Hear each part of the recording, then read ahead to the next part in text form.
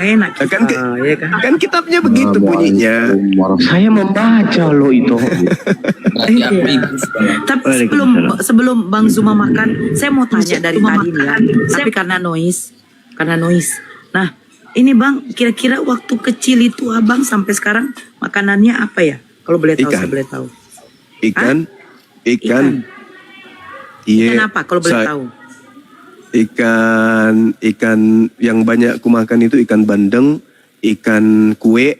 Tahu ikan kue? Terus ikan yang ada di Kota Dumai, Satu-satunya wilayah yang memiliki ikan itu, ikan tipis sekali ikannya, tapi tulangnya banyak. Ikan apa?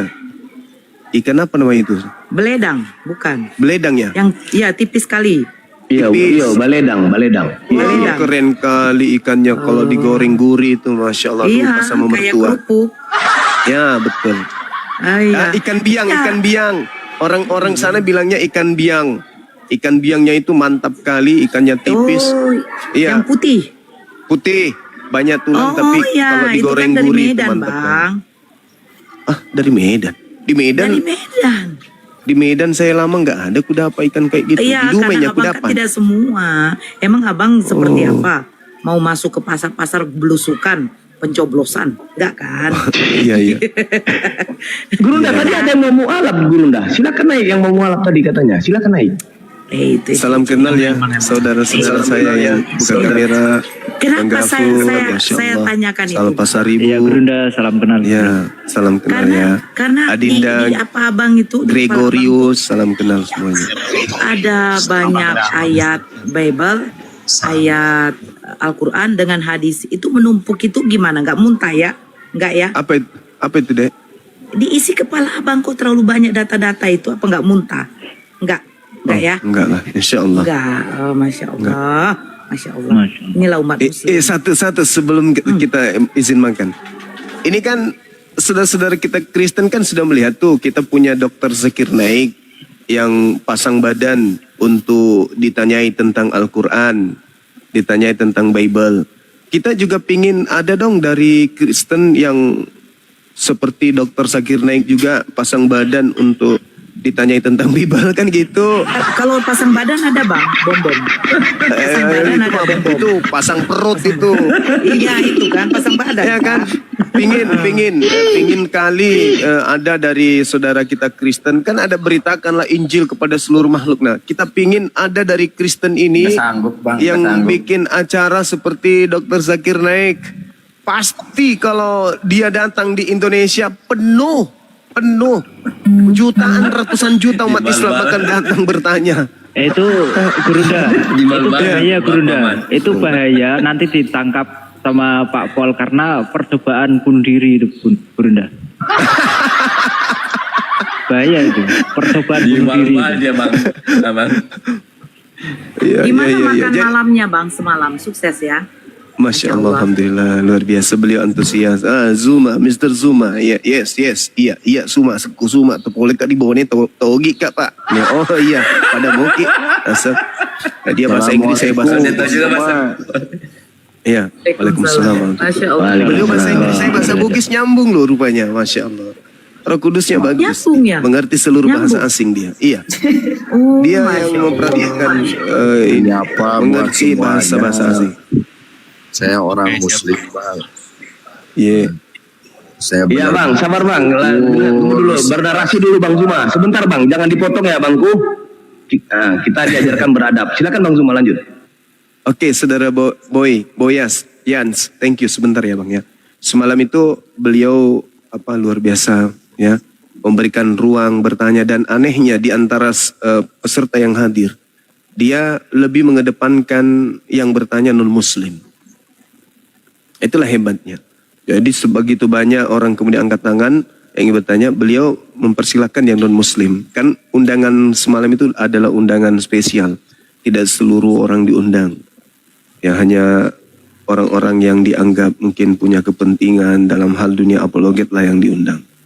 Jadi ada beberapa artis termasuk Gunawan Ivan muncul, kemudian Mira Pesulap juga ada, Untung Ari juga ada. Semua kita kumpul di sana semalam itu ya, bercanda di sana untuk mendukung kegiatan ini. agar bisa berjalan dengan baik. Nah, kami mengharapkan ada dari kalangan Kristen juga yang tampil seperti Dr. Zakir Naik. Masa anak-anak Tuhan kalah gitu kan? Kami ini cuma anak Indonesia berani. Kalian anak Tuhan masa nggak sanggup? Apa kek kamu bikin di Senayan, ambil narasumber siapa gitu dari kalian yang hebat tentang Bible, kemudian undang Islam datang bertanya tentang Bible. Gimana mudah mengundang, sedangkan kita aja ada aja. Idenya Bang Suma ini adalah ada saja orang bunuh diri berarti. Bang Zuma. Iya gimana? Bang Zuma, gimana, aku sebenarnya mau ngasih tahu, cuman waktu kita ketemu di API Riau, ya kan, kita kan makan tuh sambil berdialog memakai speaker gede kan? Iya. Nah, karena saya orang Batak, jadi di waktu kita keluar itu kan rame kan? Ini di belakang itu kan rame. Banget. Itu kan orang Batak, jadi mereka itu tahu nggak menggibah Bang Zuma. Demi Allah, aku bilang, mereka tahu Bang Zuma pikirku. Sedangkan yang di tempat kita baru keluar pintu, di situ itu ada sekitar, bilanglah 20 orang. Tapi yang di depan kan ramai. Jadi begini sahabatku semuanya, memang aku bukan memuji ya, Bang Zuma ini wangi sahabatku. Wangi, sudahlah berwudu, tetap juga wangi ya. Terus orang yang tidak kami kenal mungkin yang bukan bukan dari bagian Laskar ataupun API Riau, itu banyak minta foto sahabatku. Banyak sekali, tidak tahu siapa-siapa. Dan Oten sebenarnya pengen minta foto Ali Teng itu, cuman nggak ya beraninya ngibah aja. Karena ada yang bilang, Bereng, si Zuma di TikToki, gitu. Nah, itu artinya, tengok itu si Zuma yang di TikTok itu. Aku ketawa aja dalam hati, kenapa nggak minta foto kalian? Banyak guys, banyak sekali di waktu di kafe itu. Ada. Saya malah disambut yang non. yang non juga. Ini Bang Suma ya, iya. Saya sering perhatikan Anda di TikTok. Oh, Islam, bukan. Saya Kristen Bang. Sebenarnya saya jengkel sama Abang, tapi nggak apa-apa lah. Salaman. Ada yang ceritakan dulu Bang Zuma, yang tidak pakai masker dan pakai masker.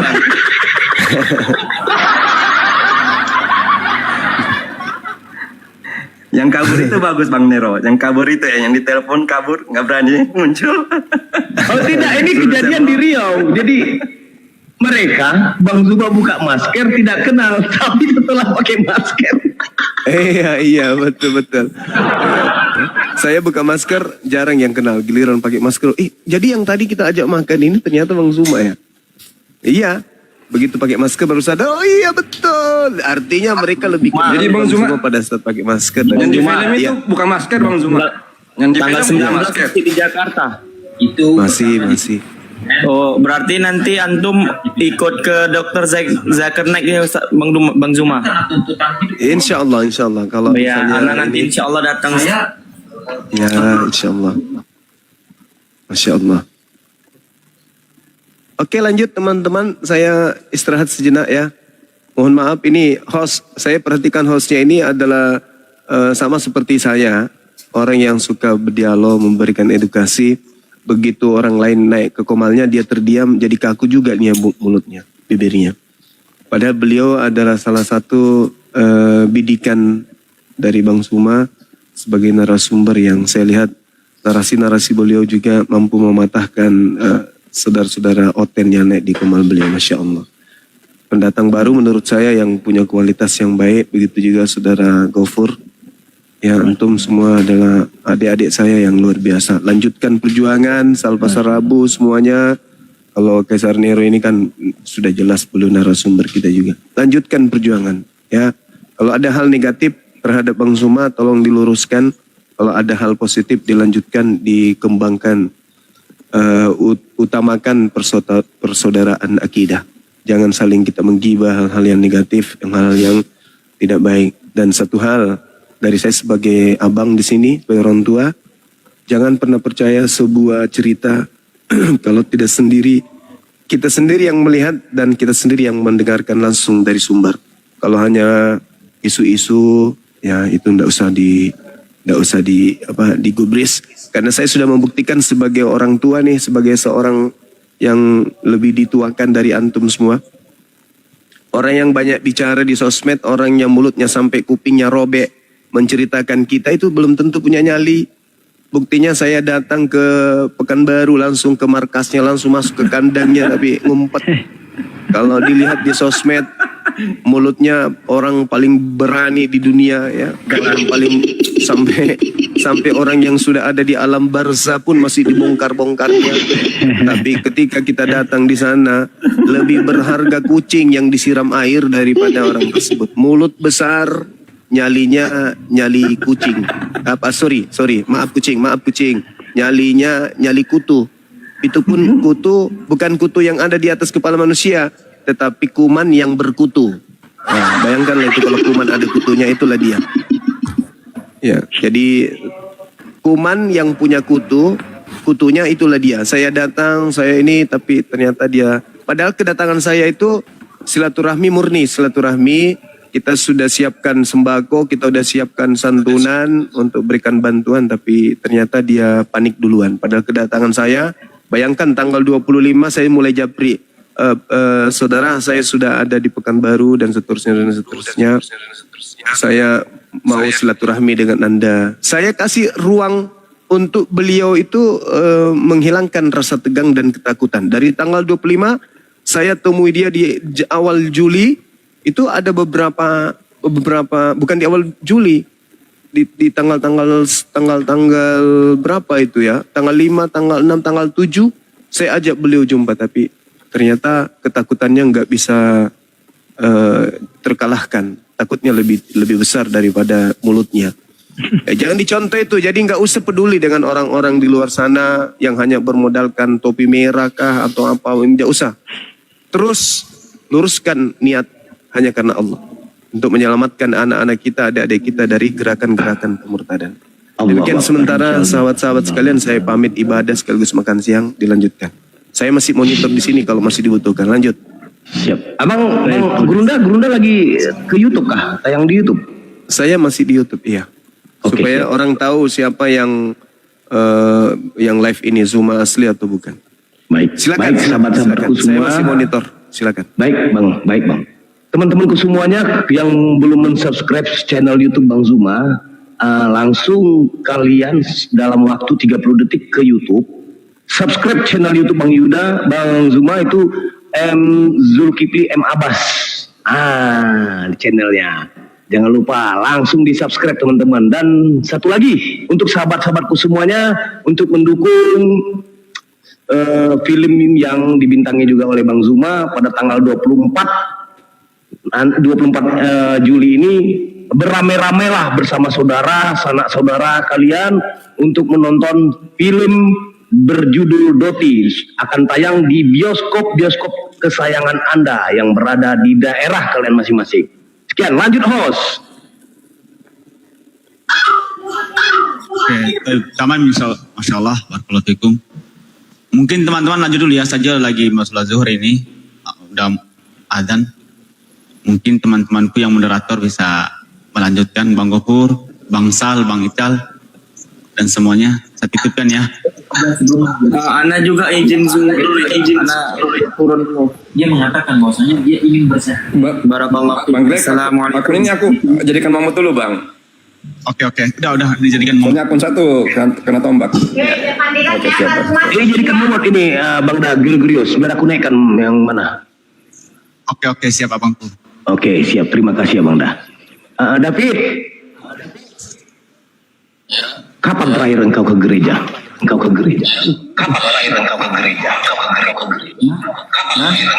Izin Bang Maria, Kak Maria agak noise, Kak Maria. Kapan kau David terakhir kali pergi ke gereja? Pas itu Jumat Agung. Jumat Agung itu dari mana kau dapat bahasa Jumat Agung?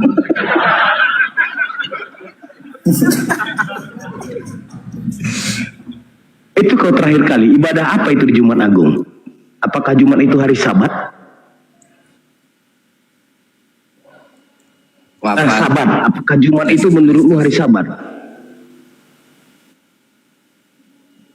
Setahu kita baik di perjanjian lama, Sabat itu Sabat Agung, itu bukan hari Jumat. Ya. Itu dari mana konsep Jumat Agung itu? Boleh nggak kau terangkan? Karena kau terakhir kali berada di hari Jumat yang dinamakan Jumat Agung, kau ke gereja. Itu ada tertulis di mana itu? Bahwasanya kalian harus beribadah ke Jumat Agung ataupun Minggu gitu loh. Ada nggak David? Menurutmu? Sepengetahuanmu yang kau membaca Bible? Nggak ada sih. Nggak ada. Itu siapa yang bikin? Program siapa itu? Gerejanya kali. Kenapa kau ikuti? Dari kecil kan sudah diajak orang tua. Iya, sudah didoktrin ya. Iya. Menurutmu, menurut dirimu, kau bertanya kepada dirimu sendiri. Kau itu pengikut Kristus atau pengikut gereja? Kristus. Pengikut Kristus. Kristus itu sendiri mengatakan bagaimana tata cara untuk berdoa dan beribadah. Ingat nggak yang dikatakan Bang Zuma tadi? Sudah banyak itu. Iya saya. Nah, menurutmu lah gitu kan?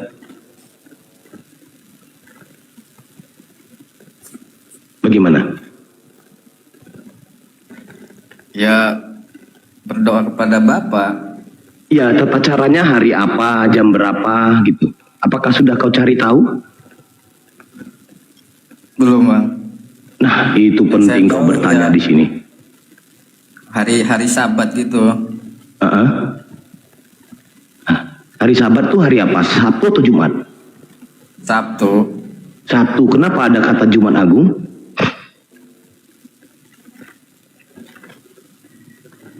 Iya, nggak tahu. Nah, itu dia, berarti kau pengikut gereja, bukan pengikut Kristus. Saya masih awam gitu. Ya nggak apa-apa lah. Makanya sering-sering nanti kamu di roomnya Bang Gregorius bertanya kepada Bang Zuma juga, itu sih sebenarnya wadah di sini memberikan kalian itu kebebasan untuk bertanya. Kalaupun ada sedikit untuk membantah, kita naikkan tema atau kita bahas satu judul diskusi yang akan kita bahas gitu kan. Nggak masalah itu. Engkau boleh membantah, tapi membantahnya dalam artian, tapi begini Bang, tertulis di begini Bang, bawa data gitu loh kan. Enak begitu.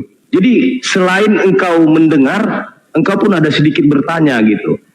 Itu sangat dianjurkan untuk diskusi sehat gitu. Bang Zuma juga memberikan kalian itu wadah untuk bertanya, room-room muslim yang lainnya. Tapi kalau kalian masuk ke rumahku, mohon maaf, mengerikan David. Serius, aku karena menampung para penghujat, tapi yang open camp, begitu. Ya. Tapi kalau Bang Zuma dan teman-teman yang lain luar biasa memberikan wadah yang wow, sangat luar biasa. Mungkin bisa kau perbandingkan. Jadi kembali kita ke tema sebelumnya, karena kami ini timnya Yesus, sedangkan Kristen itu timnya Paulus. Setuju nggak kau di situ? Setuju. Nah, tepuk tangan untuk Yesus. Gampang kok. Haleluya. Janganlah, haleluya itu apa artinya coba? Aku pengen tahu.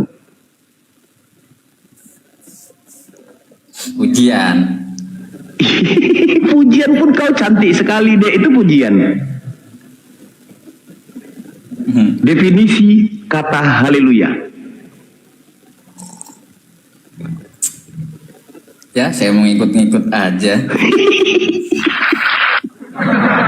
Ya Allah ya Karim. Lanjut Bang Gofur, ini pelan-pelan ini. David sangat santun ini. Lanjut. Saya juga di sini sebentar lagi mau prepare dulu. Pardu, silakan. Iya, mungkin betul Bang David, karena belum terlalu jauh memahami ya. Sebenarnya kalau kita mau tahu tentang Bible pun, kita harus tahu juga apa yang dikatakan Yesus. Makanya Bang Kaisar selalu mengatakan kita itu timnya Yesus, sedangkan Kristen itu timnya Paulus. Nah, karena apa? Ternyata apa yang dikatakan Yesus itu pada faktanya itu tidak dilakukan oleh kekristenan yang mengaku bahwa dirinya itu adalah seorang pengikut Kristus. Faktanya yang terjadi adalah mereka mengikuti apa yang dikatakan oleh Paulus, ya, bahwa Yesus mengatakan dengan jelas, Shema Israel Adonai Elohinu Adonai Echad, ya. Dengarlah wahai Israel, Tuhan kita Tuhan Allah itu Esa. Esa itu artinya tunggal, satu-satunya. Sama seperti pernyataan Yesus, yaitu yang ada di Yohanes 17 nomor 3. Ya, hidup yang kekal itu bahwa mereka mengenal Engkau satu-satunya Tuhan yang benar dan mengenal Yesus Kristus sebagai yang Engkau utus. Siapa satu-satunya Tuhan yang benar ini? Yesus katakan di Matius 11 nomor 25. Ya, aku bersyukur kepadamu Bapa, Tuhan langit dan bumi. Nah, jadi menurut Yesus, satu-satunya Tuhan yang patut disembah oleh Yesus, ya hanya Sang Bapa, yang dikatakan Yesus yang mengutus Yesus untuk menyampaikan semua firman yang telah diberikan kepada Yesus. Tadi sudah disampaikan oleh Bang Zuma juga, Burunda, yang ada di Yohanes 17 nomor 8, segala firman yang telah engkau sampaikan kepadaku telah kusampaikan kepada mereka. Nah, yang perlu diingat Bang David, tidak ada sekalipun Yesus menyuruh muridnya untuk menuliskan apa yang disampaikan oleh Yesus. Ada enggak? Tidak ada satupun dalam Bible dalil yang Yesus mengatakan tulislah, ceritakanlah dengan tulisan. Itu yang harus kita bedah Bang David. Artinya yang Anda baca mungkin walaupun Anda belum banyak membacanya ya, tapi kita menggarisbawahi tentang apa yang ada di dalam kekristenan, terutama Bible yang mulai dari Kejadian sampai Wahyu itu kalau kita mau berbicara tentang sejarah tidak bisa diketahui siapa penulisnya. Maka apakah kita akan mempercayai atau mengimani atau beriman berdasarkan tulisan-tulisan yang tidak kita ketahui siapa penulisnya? Kalau dalam istilah sekarang itu surat kaleng Bang David. Apakah kita bisa yakin dengan apa yang tertulis sedangkan siapa yang menulisnya pun kita tidak tahu? Kan gitu Bang David. Itu kita harus renungkan Bang David. Kalau Al-Quran jelas ditulis oleh siapa, yang menulis siapa, kapan ditulisnya, siapa selaku verifikatornya, siapa yang memverifikasi tulisan-tulisan Al-Quran itu sehingga Al-Quran itu bisa kita nyatakan, bisa kita yakini atau bisa kita jadikan untuk pedoman. Nah, Al-Quran bisa menjawab itu. Gitu Bang David. Silakan mungkin boleh ditanggapi Bang David.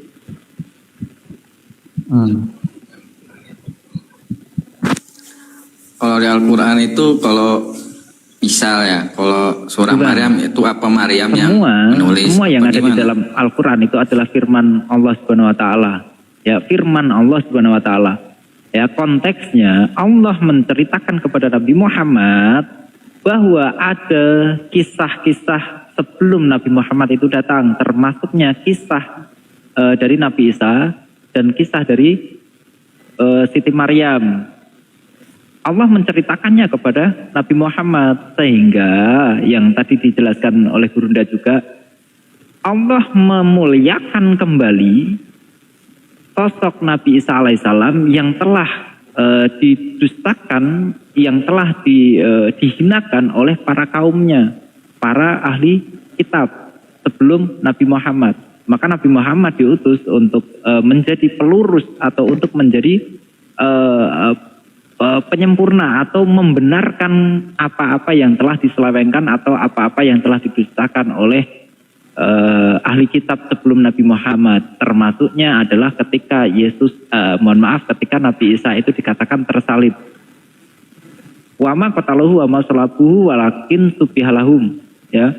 Al-Quran menjelaskan, Allah Subhanahu Wa Taala menjelaskan kepada Nabi Muhammad bahwa pernah ada penyaliban dan pernah ada pembunuhan, namun bukan Nabi Isa. Nabi Isa diserupakan. Itulah yang dinamakan memuliakan kembali nama Nabi Isa alaihissalam. Karena sejatinya Nabi para utusan Allah Subhanahu wa taala, para utusan Tuhan itu tidak akan pernah dihinakan dan hidupnya akan selalu dilindungi oleh Allah Subhanahu wa taala, begitu Bang.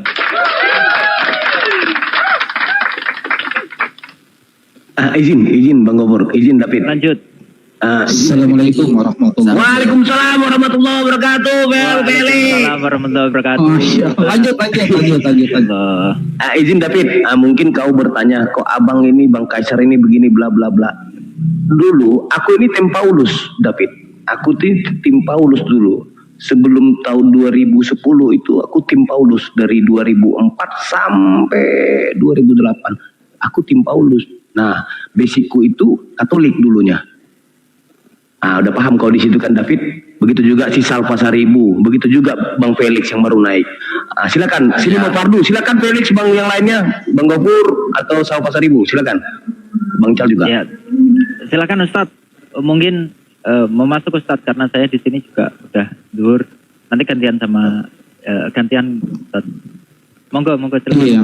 Kalau saya sih Bang David, saya maunya ditanya karena kalau saya bertanya wajib susah dijawab sama Kristennya. Karena saya bertanya itu langsung kepada poin-poinnya. Kalau saya. Ya. Jadi mau bertanya atau mau ditanya di sini? Atau mau lanjutkan yang tadi dinarasikan Bang Gofur? Ya. Oke, mungkin Bang David pertanyaan yang lain atau semisal tadi pertanyaan itu belum sempurna untuk saya menjawabnya, boleh ditanggapi untuk nanti bisa disempurnakan jawaban saya oleh Ustadz Felix, Bang David. Silahkan Bang.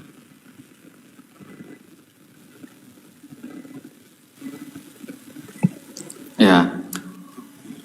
Kalau Nabi Muhammad sama Nabi Isa itu mulia mana gitu di mata Tuhan?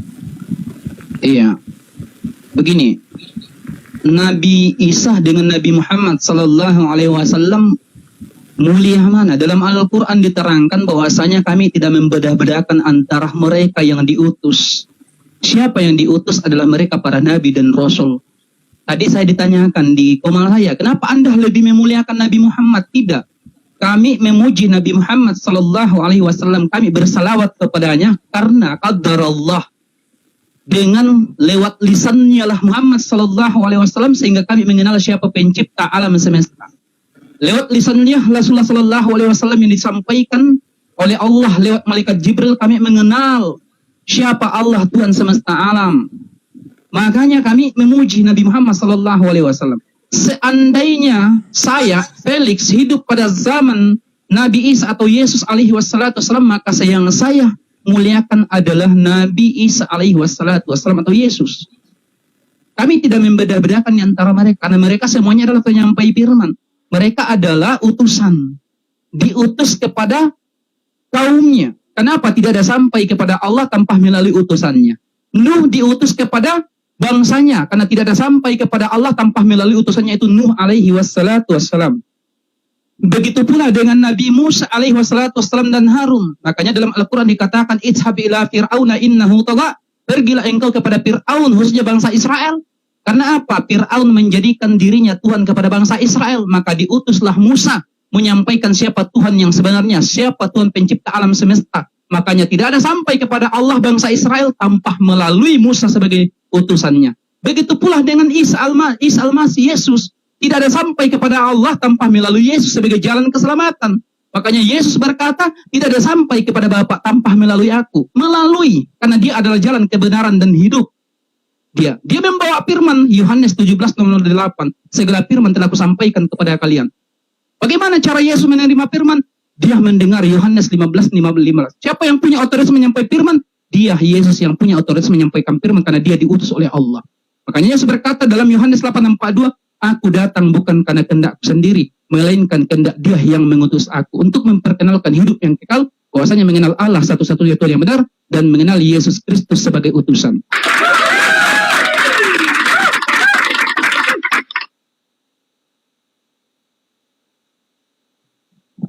Gitu Bang David. Ya. Kenapa Al-Quran itu harus datangnya di akhiran gitu? Kenapa tidak di awal aja. Oke, saya jawab. Nabi Adam. Dalam surah Al-Baqarah ayat 38, ketika manusia pertama diturunkan ke bumi yaitu Adam alaihi wassalam, Adam tidak difasilitasi mobil yang mewah. Adam tidak difasilitasi kendaraan yang mewah atau rumah yang mewah. Apa yang difasilitasi? Huda. Apa itu huda? Sebuah konsep hidup. Supaya apa? Fala haufun alaihim walahum yahzanun. Makanya dalam surah Al-Baqarah ayat 38 dikatakan, Qulna habitu minha jami'a. Turunlah kamu ke bumi. Fa imma ya'tiyannakum minni huda. Ketika sampai ke bumi, maka ikutilah huda. Itu petunjuk itu supaya apa? Fala haufun alaihim walahum yahzanun. Sehingga kamu tidak merasakan rasa takut dalam dirimu dan tidak ada rasa sedih. Itu. Apa itu huda? Huda itu adalah petunjuk. Atau huda itu adalah sebuah konsep hidup. Makanya ketika kitab pertama yang dinyamakan Taurat, itu juga adalah petunjuk atau huda. Injil juga adalah huda sebagai petunjuk. Dan Al-Quran juga adalah huda atau sebagai petunjuk dan sabur. Mereka semuanya itu adalah huda. Makanya dalam Al-Quran dikatakan, Haza bayanun linnasi wa huda wa mau'izatul lil muttaqin. Ikutilah huda itu, petunjuk itu. Ya, agar kamu menjadi orang-orang yang bertakwa. Apa huda itu, petunjuk itu? Taurat pada zamannya Nabi Musa, Injil pada zamannya Nabi Isa, Al-Quran pada zamannya Nabi Muhammad sallallahu alaihi wasallam. Maka semua kitab-kitab itu adalah petunjuk, huda. Makanya Al-Quran datang untuk membenarkan tentang adanya kitab Taurat dan Injil yang sebelumnya. Dalilnya mana? Surah Al-Imran ayat 2. Di situ dikatakan nazzala 'alaikal kitaba bil haqqi musaddiqan lima baina yadayya minat Taurat wal Injil. Kami mengutus engkau Nabi Muhammad dengan membawa Al-Quran sebagai petunjuk yang membenarkan kitab-kitab sebelumnya, itu Al-Quran, yaitu Taurat dan Injil. Gini teman-teman gini. Kalau Anda membenarkan Injil, artinya Anda harus mempercayai Yesus itu Tuhan dan Juru Selamat, karena Injil itu. Oke. Kalau kami percaya Injil, sabar. Gini bang, Anda kan membenarkan Injil. Injil itu apa sih?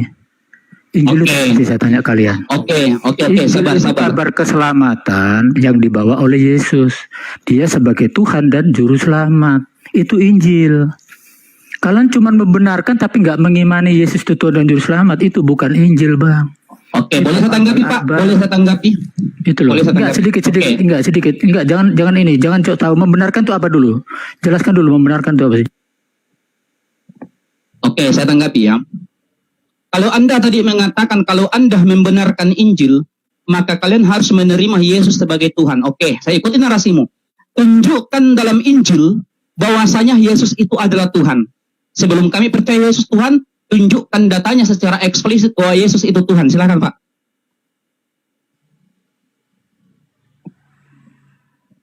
Ayo tunjukkan dalam Injil bahwasanya Yesus adalah Tuhan.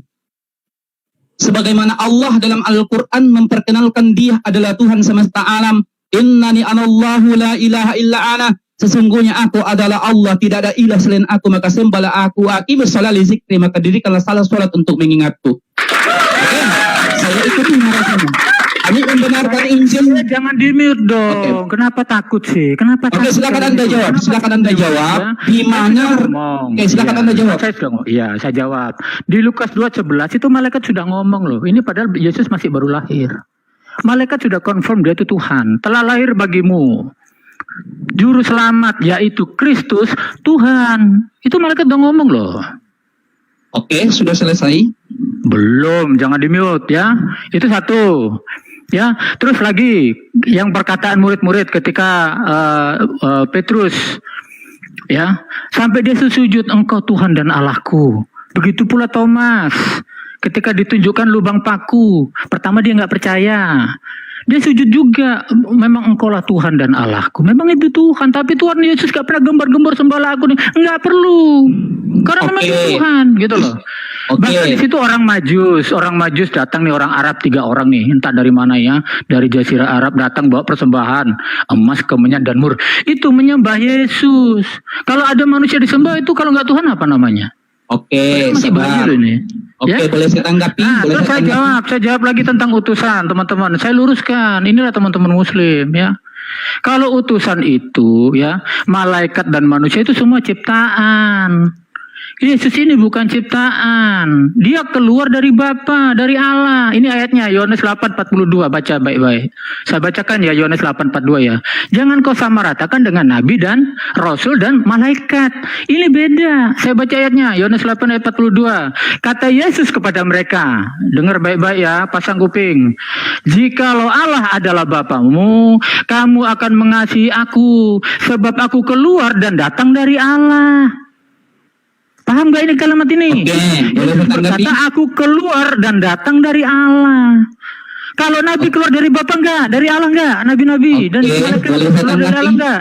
Ya, itu dulu jawab. Ya, silakan. Oke. Silakan. Pertama yang saya tanggapi, Anda harus membuktikan dulu bahwasanya Gospel Yohanes, Markus, Lukas itu adalah Injil. Itu satu. Bang, yang kedua, itu murid saya bertanya belum kau jawab. Sabar. Anda tadi bernarasi. Saya bertanya belum kau jawab. Anda sebentar. Anda tadi bernarasi, saya diam. Jangan panik lah. Makanya Anda tadi bernarasi, saya diam.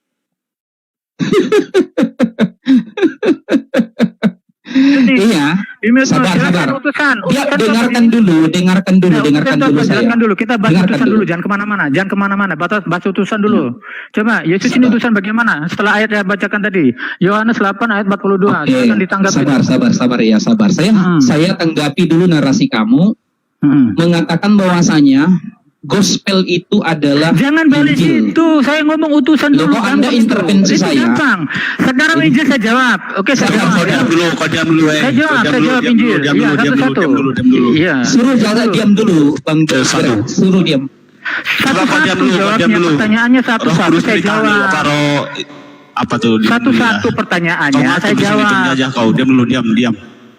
Kau diam dulu. Satu saya jawab. Orang mau jawab, kau berisik ke setan kerasukan kau. Diam dulu. Apakah sapi betina ikut nulis? Kan saya kau diam dulu, woi. Apakah sapi betina ikut? Kau dengar nggak? Maka saya jelaskan Injil itu apa. Ya, Injil itu yang menulis murid-murid, bukan binatang. Diam dulu. Bukan binatang kayak sapi betina, apalagi itu laba-laba, surat laba-laba. Kau nggak bisa diam ya? Ya, jadi yang menulis itu murid langsung, manusia yang nulis, bukan binatang. Kalau kita tulis yang nulis. Iya, pertama. Bukan manusia kau memang, hewan-hewan ternak kau memang.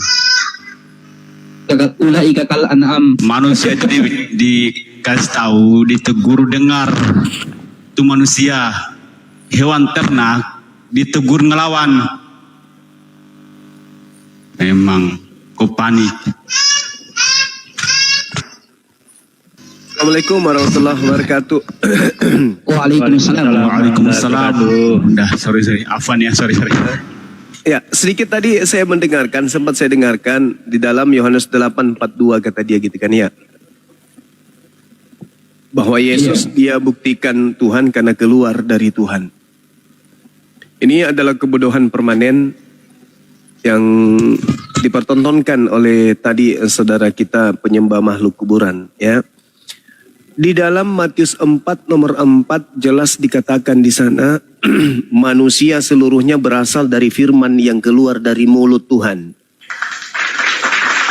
Jadi kalau yang keluar dari Tuhan adalah Tuhan, maka seluruh manusia berdasarkan pengakuan Yesus di dalam Matius 4 nomor 4 seluruh manusia adalah Tuhan.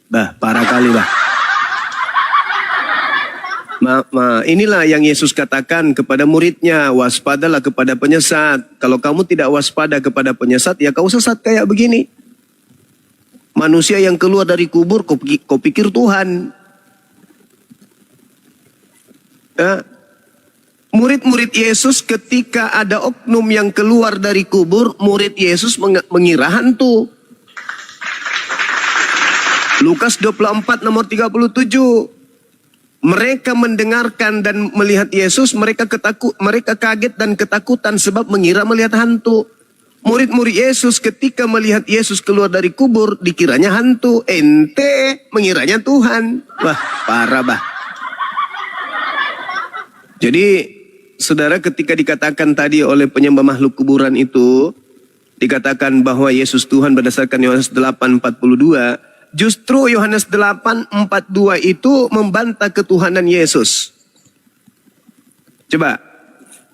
Yohanes 8:42 itu membantah ketuhanan Yesus. Di mana dia membantah ketuhanan Yesus? Aku datang di atas muka bumi bukan atas kehendakku.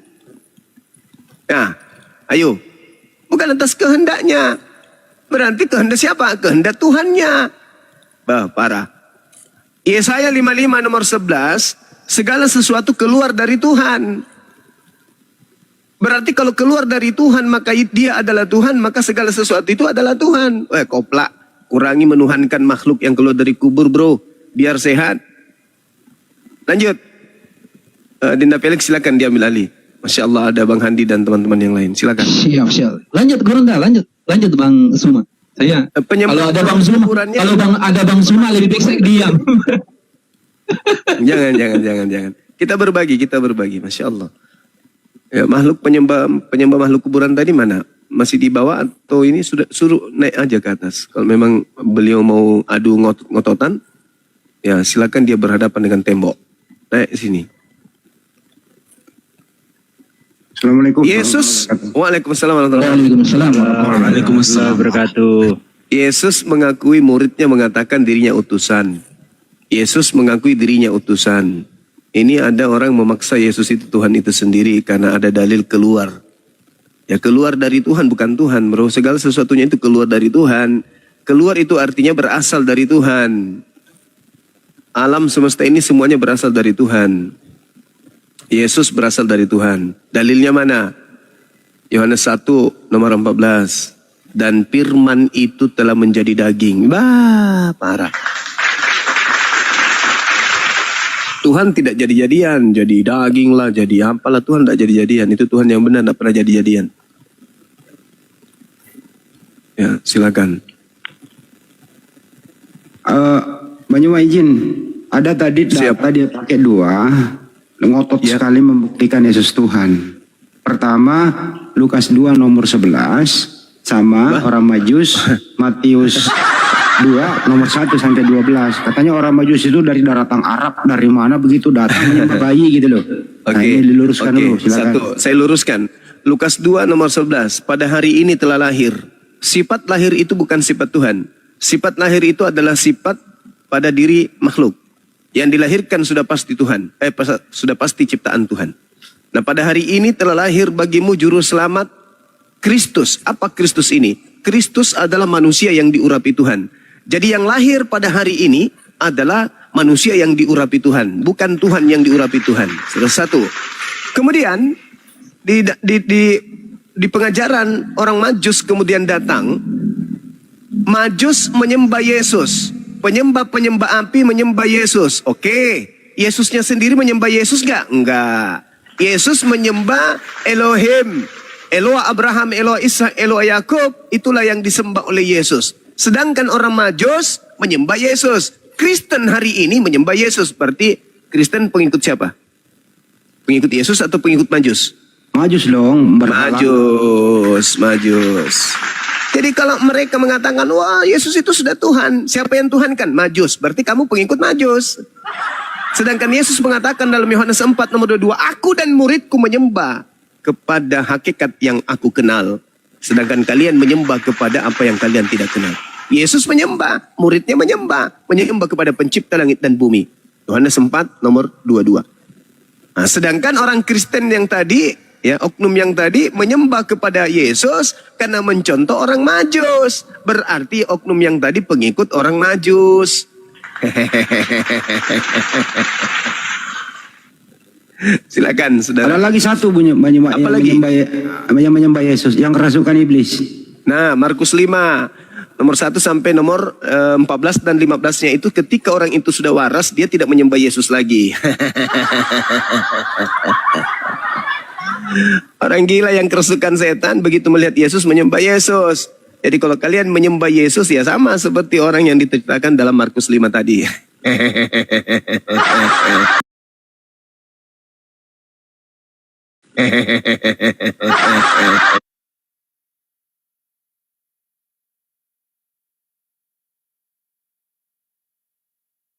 Selamat siang. Silakan ya Duhul. Dibuka mic-nya. Ya, selamat siang. Ya, bagaimana? Bisa kau tanggapi itu perkataan Bang Zuma? Silakan, coba ditanggapi.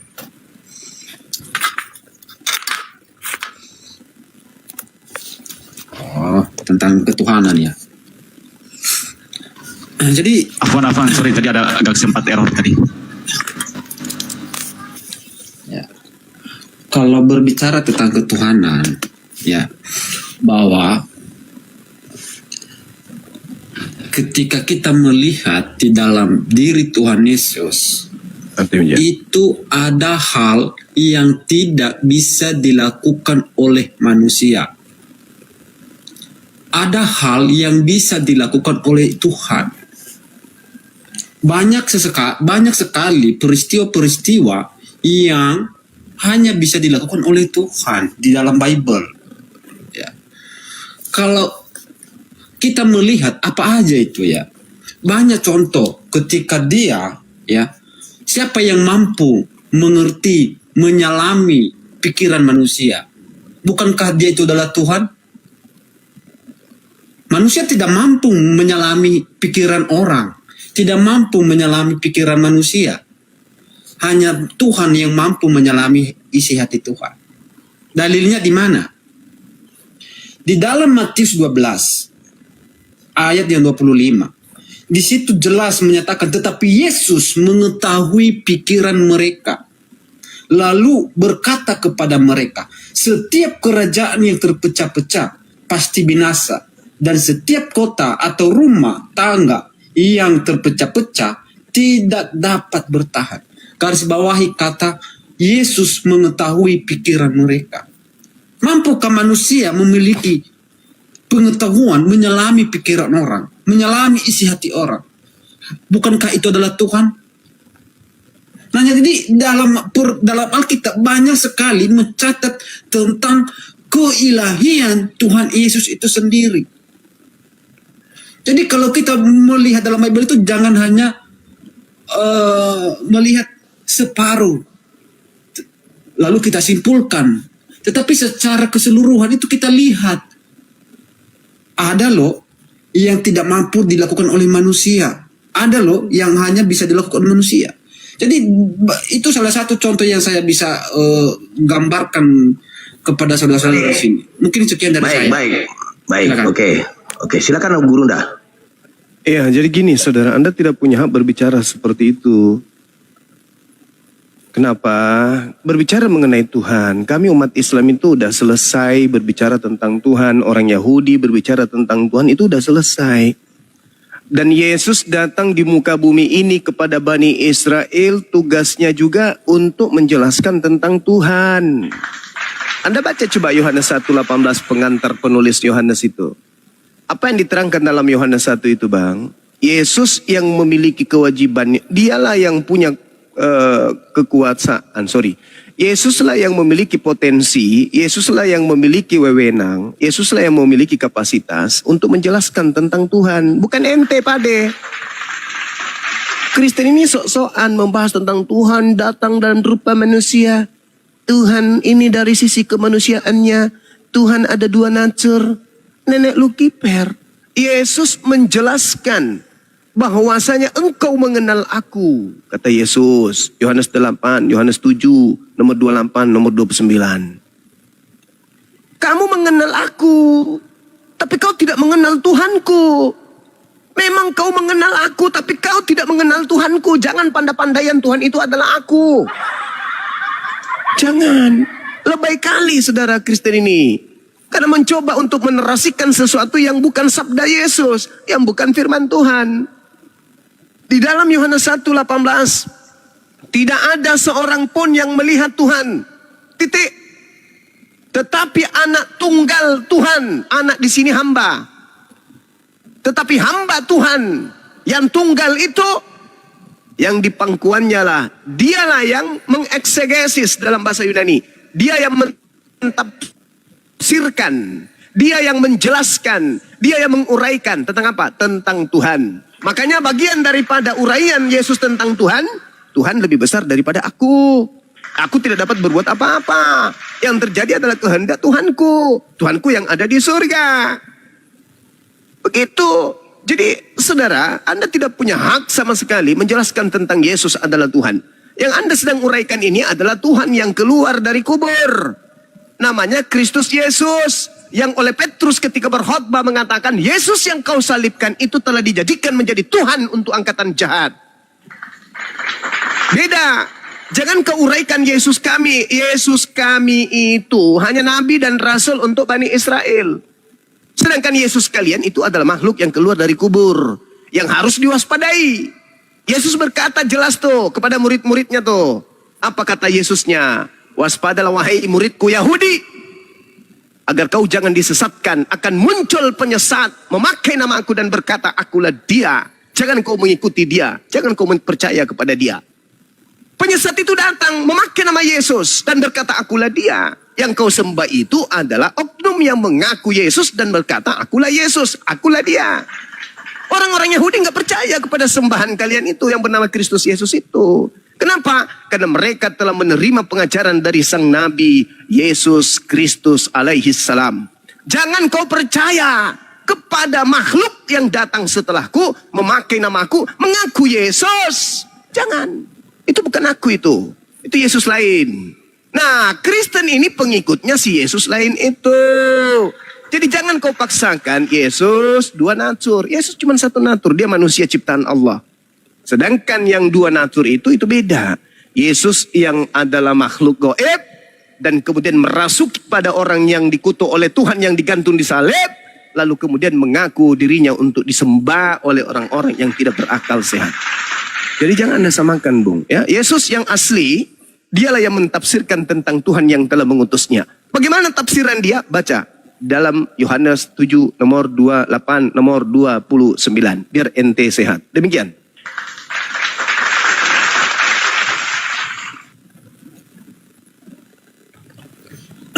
Oke. Dari paparan Bang Zuma yang menyampaikan bahwa Yesus itu hanya sebatas nabi. Yesus kami itu hanya sebatas rasul, utusan. Sedangkan kalian, Yesus kalian adalah makhluk yang keluar dari kuburan. Oke. Saya akan memberikan data kepada saudara ya. Di dalam Bible, di mana ya, siapa yang memiliki bapa dan siapa yang menyangkal anak, ia juga tidak memiliki bapa. Itu jelas dalam Bible. Dan siapa yang memiliki bapa, ia juga memiliki anak. Kenapa? Itu menjelaskan tentang hubungan erat antara bapa dan firman. Karena Bapa dan Firman itu saling mengasihi. Bapa mengasihi anak, anak mengasihi Bapa. Itu menjelaskan hubungan erat antara Bapa dan anak yang tidak bisa dipisah. Nah, jadi kalau kita mengerti dalil-dalil dalam Bible tentang ketuhanan keilahian itu, sungguh-sungguh sangat jelas. Kalau dikatakan tadi, makhluk yang keluar dari kuburan, itu pertama kali Tuhan Yesus menyatakan dirinya keluar dari kuburan. Dan orang melihat itu adalah hantu. Itu adalah anggapan. Itu adalah asumsi. Karena kekagetan mereka. Kenapa? Ketika orang mati dan dibangkitkan, itu memiliki tubuh jas rohania. Nah, seperti apakah tubuh rohania itu? Nah, itu pertanyaannya. Nah, jadi sehingga para murid itu memberikan asumsi, oh ini hantu ini. Nah, itu adalah asumsi. Itu karena kekagetan mereka saat melihat. Nah, jadi jelas bahwa Tuhan Yesus dalam kematiannya mengalahkan maut, mengalahkan dosa. Ya, itu memberikan jaminan bagi umat percaya. Dan dia sesuai apa yang dia janjikan. Bahwa anak manusia akan dibangkitkan pada hari yang ketiga. Jelas. Terjadi apa yang dia sampaikan. Nubuatan-nubuatan yang dia sampaikan jelas. Bahwa sebelum jam 5 pagi, ayam akan berkokok. Engkau menyangkal aku, Petrus. Jelas. Jadi sesuai perkataan-perkataan itu nyata, real, fakta terjadi. Nah, jadi banyak sekali hal-hal yang bisa kita pelajari tentang keilahian. Kalau kita merujuk kepada satu perspektif tentang keinsanian Tuhan Yesus, ada juga. Tetapi dalam hal itu kita bisa mengkomparasikan, melihat bahwa ternyata di dalam diri Tuhan Yesus ada keilahian yang tidak mampu dilakukan oleh manusia. Karena dia adalah Tuhan. Dia adalah firman yang menjadi manusia. Itu aja, singkat aja. Karena tadi Bang Zuma hanya melihat dalam satu perspektif saja. Menekankan keinsanian. Mengabaikan keilahian. Nah, jadi kalau belajar itu harus secara keseluruhan, bro. Secara universal. Nah, jadi belajar itu jangan setengah-setengah. Ketika kita belajar setengah-setengah, itu kita tidak dikatakan lulus. Malah dikatakan itu gugur. Atau di DO gitu namanya. Silakan. Udah. Baik. Jadi apa yang Anda paparkan ini itu hanyalah upaya untuk mengaburkan ajaran Yesus. Harusnya Anda kemudian memilah dulu antara Yesus yang datang di tengah Bani Israel dan Yesus yang keluar dari kubur ini. Ada satu cerita, ada satu kondisi di mana kondisi ini harus diurai. Yesusnya berpesan kepada muridnya Yahudi agar waspada kepada penyesat yang datang memakai nama Yesus. Dunia ini diperkenalkan Yesus oleh kelompok Kristen. Yesus yang diperkenalkan oleh saudara Kristen adalah Yesus yang dituhankan. Bukan Yesus yang dinabikan oleh orang Yahudi. Karena Yesus Nabi bagi Bani Israel. Sedangkan Yesus Tuhan bagi seluruh Kristen. Dari bangsa manapun, dari suku manapun, dimanapun mereka berada. Jadi Yesus yang diperkenalkan oleh orang Kristen adalah Yesus Tuhan. Sedangkan sibuknya Yesus di tengah-tengah Bani Israel, sibuk mengajarkan menyembah kepada Tuhan. Logika sehatnya adalah ketika Yesus yang memperkenalkan menyembah Tuhan kepada yang ada di Bani Israel sana, yang ada di tengah-tengah Yerusalem sana, itu tidak ada sedikit pun diajarkan mereka mempertuhankan oknum yang mengaku Yesus ini. Bahkan di Bible tak ada uraian itu. Yesus mengajarkan murid-muridnya Yahudi untuk menuhankan dirinya, enggak. Yesus mempersaksikan dirinya sebagai utusan Tuhan. Itu yang jelas tuh. Tidak ada kaidah di dalam pengajaran Yesus yang kita temukan. Baik di dalam kitabnya Kristen maupun Nabi Isa dalam Al-Quran yang menarasikan agar orang-orang mengibadahi, menyembah Yesus. Itu enggak ada.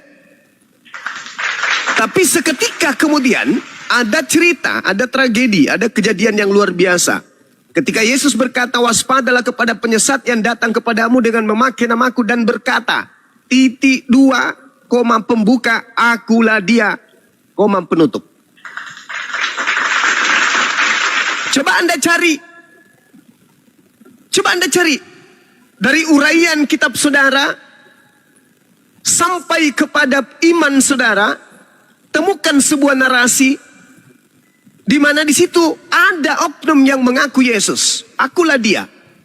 Rupa-rupanya saudara, oknum yang kalian sembah ini adalah makhluk yang dikutuk oleh Elohim yang mati di atas tiang salib.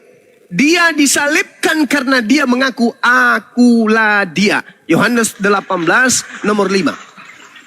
Kata Yesus di Lukas 21 nomor 8, Matius 24 nomor 3, nomor 4. Penyesat itu akan datang dan mengaku akulah dia. Yang ditangkap ini terjadi karena dia mengaku Yesus. Siapa yang mengaku Yesus, siapa yang mengaku akulah dia, kata Yesus itulah penyesatnya. Yang disembah Kristen hari ini adalah oknum yang mati terkutuk di atas salib, yang mengaku Yesus, yang mengaku akulah dia. Orang berakal sehat ketika mendengarkan dan membaca sendiri Bible, oh rupa-rupanya penyesat itu mengaku Yesus. Penyesat itu mengaku akulah dia. Penyesat itu mengaku Kristus. Penyesat itu mengaku Mesias. Yang Kristen sembah adalah oknum yang mengaku dia. Yang Kristen sembah adalah oknum yang mengaku Yesus. Yang Kristen sembah adalah oknum yang mengaku Mesias. Yang Kristen sembah adalah oknum yang dikutuk oleh Elohim yang mati dan bangkit pada hari ketiga, di mana Yesus berkata, anak manusia yang bangkit pada hari ketiga adalah tanda untuk angkatan jahat. Matius 12 nomor 38 sampai nomor 40. Selamat, Kristen sudah menggenapi nubuatan Yesus, di mana Yesus mengatakan penyesat yang mengaku Yesus itu akan menyesatkan banyak orang. Hari ini kami melihat Kristen itu banyak, miliaran, dan mereka menyembah oknum yang mengaku akulah dia, mengaku menyembah kepada makhluk yang mengaku Yesus. Selamat, Anda telah menggenapi itu. Sekarang saya lemparkan bola apinya. Apakah Anda sadar bahwa Anda lah yang menggenapi nubuat Yesus? Akan datang orang banyak penyesat dan menyesatkan yang mengikuti makhluk yang mengaku Yesus. Islam enggak, Yahudi enggak, Hindu enggak, Buddha enggak. Satu-satunya kandidat adalah Kristen. Silakan.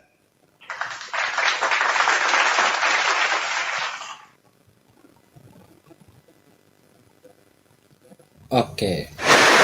Ini baru bicara tentang yang ditekankan di sini tentang penyembahan.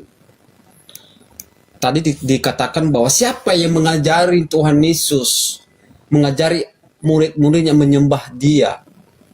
Siapa? Nah, kalau kita melihat dari Bible, dia ketika pun lahir, ya, dia didatangi oleh orang Majus dan mereka sujud menyembah, dan mereka mempersembahkan kepadanya emas, kemenyan, dan mur yang terbaik. Mereka memberikan yang terbaik, bagian dari apa yang mereka punya. Kalau kita melihat emas, kemenyan itu merupakan sesuatu hal yang paling berharga pada zaman dulu sampai sekarang pun. Mereka memberikan yang terbaik, bukan sekedar hanya sebatas persembahan, tetapi itu adalah terbaik. Ya, orang Majus memberikan persembahan. Nah, itu yang pertama. Yang kedua, kita bisa melihat, ya, bagaimana orang murid-murid Tuhan Yesus memberikan penyembahan terhadap dia. Di dalam Yohanes 20 ayat 28 jelas di sana. Thomas, ya, di mana dia mengatakan, ya Tuhanku, ya Allahku. Dia mengakui Yesus adalah Tuhan. Dia mengakui bahwa Yesus adalah Allahnya. Apa jawab Yesus kepadanya? Kata Yesus kepadanya, karena engkau telah melihat aku, maka engkau percaya. Berbahagialah orang yang tidak melihat, namun percaya. Apa tuntutan daripada Tuhan Yesus dari kalimat ini? Dari kalimat ayat 29. Tuntutan kehendak Tuhan Yesus bagi manusia adalah percaya kepadanya. Itu tuntutan dari poin yang kedua, ayat ke-29. Karena dia mengatakan bahwa akulah jalan dan kebenaran. Tidak ada yang sampai kepada Bapa tanpa melalui aku. Jelas. Jadi Tuhan Yesus, ya, menekankan supaya orang percaya, karena tanpa dia tidak ada orang yang masuk dalam kerajaan surga. Banyak yang memberikan penyembahan kepada dia. Di mana juga iblis mengaku bahwa engkau adalah anak Allah yang maha tinggi. Apakah kita tidak mengerti di dalam Bible itu penekanan penyembahan? Dia meminta ampun. Jangan siksa aku. Nah, maka iblis itu dipindahkan ke babi-babi. Jadi Poinnya aja ya Hudu. Poinnya apa poinnya? Langsung ke poin coba. Poinnya hanya 3 bro. Kalau tadi bisa memahami narasi saya ada 3. Silakan langsung poinnya tanya. Silakan poinnya ke Bang Zuma. Ya, Silakan. Orang-orang Majus memberikan persembahan. Yang kedua, Thomas mengakui Yesus adalah Tuhan dan Allah. Sebagai iblis juga mengakui bahwa engkau adalah anak Allah Maha Tinggi.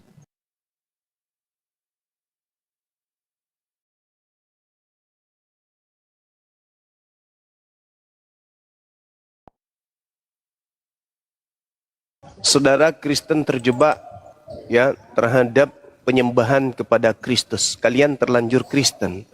Kalian terlanjur berada pada posisi menyembah kepada makhluk yang mengaku Yesus. Tanpa Anda bisa memberikan kemudian bukti akurat sembahan kalian itu adalah pencipta langit dan bumi, selain Anda mengutip perkataan-perkataan orang-orang terdahulu terkait oknum yang mengaku Yesus di tengah-tengah Bani Israel. Sampai orang Majus pun yang menuhankan Yesus Anda jadikan sebagai bukti. Bahkan sampai orang mengata ya Tuhanku ya Allahku pun Anda jadikan sebagai bukti. Sangat lemah saudara. Kalau ungkapan orang yang Anda jadikan dasar atau sikap orang yang Anda jadikan dasar untuk mengukuhkan ketuhanan Yesus Kristus, itu jadi bahan tertawaan. Kenapa? Anda lihat di dalam Matius 14, nomor 25 dan seterusnya. Ketika kemudian diceritakan kira-kira jam 3 malam datang Yesus kepada mereka berjalan di atas air. Berjalan di atas air. Apa kata murid Yesus? Hantu! Hantu! Hantu! Kabur, lari, ada hantu! Kenapa Anda tidak mengimani bahwa ternyata menurut murid Yesus itu adalah hantu? Kenapa Anda bilang, oh Yesus itu adalah hantu? Karena murid-muridnya mengatakan dia hantu. Kenapa pas giliran ya Allah ya Tuhanku, padahal dia di situ kaget si Thomas ini. Tapi Anda menyatakan Yesus Tuhan. Karena kaget si Thomas, ya Tuhanku, ya Allahku. Oh Yesus Tuhan ternyata. Lah terus kenapa Anda tidak mengimaninya dia adalah hantu? Ketika murid-muridnya pada teriak, hantu. Kenapa nggak dijadikan sebagai hantu? Muridnya ngaku dia hantu kok.